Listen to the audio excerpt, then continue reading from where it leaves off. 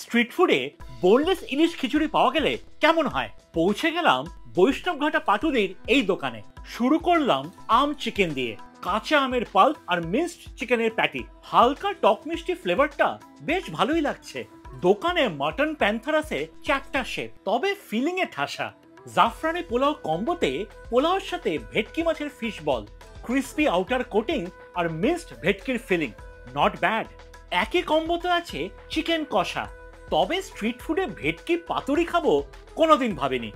বেশ ভালো ছিল। যদি সস্তায় চেলো কাবাবের কম্বো খেতে হয় সেটাও পাবেন। স্ট্রিট ফুডে অথেন্টিসিটির দিকে যাবেন না, এইখানে ভ্যালু ফর মানি। দোকানের মেইন অ্যাট্রাকশন বোনলেস ইলিশ খিচুড়ি।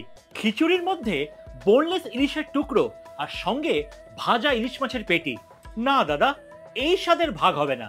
এইরকম আরো ইন্টারেস্টিং কম্বো খাওয়ার জন্য চলে আসুন দক্ষিণী পাটুদি মোড়ের কাছে। Follow for more.